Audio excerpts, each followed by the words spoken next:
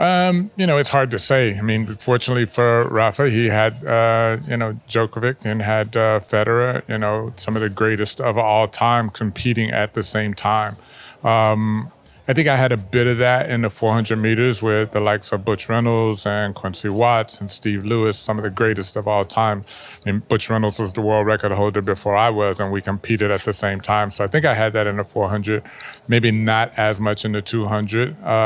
But the goal for me was to run as fast as I could run as opposed to, running against someone else. I didn't measure, how fast I could run by how fast the others were running. I think the reason why I was able to break the world record in the 200 meters by the amount that I did was because I wasn't running to just be faster than Frankie Fredericks and Otto Bolden, who were, great at that time. That were my main rivals. I was running based on what I felt like my times could be and what I felt like I was capable of running. I think it's possible. Records are always possible. No one else at this point, would I give the chance to break the world record in the 200 meters other than Noah Lyles.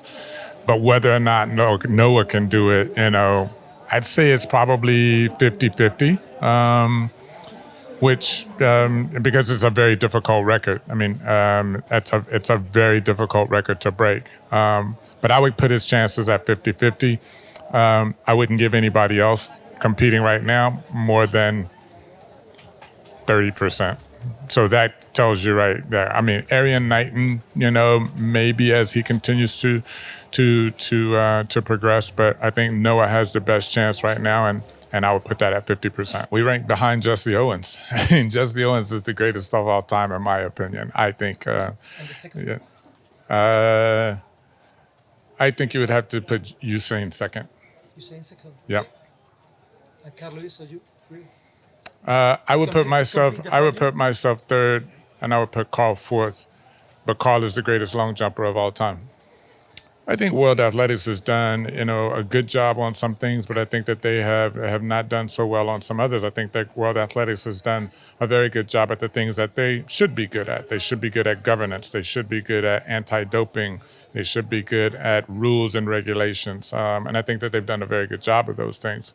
But when it comes to promoting the sport, innovating the sport, reimagining the sport for today's world so that the sport continues to climb and grow in popularity and continues to be a top-tier sport.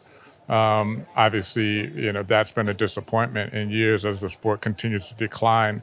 I think athletes are very frustrated, and rightfully so. They expect that they should be, when they're the best in the world, people around the world should know them, but they go largely unknown.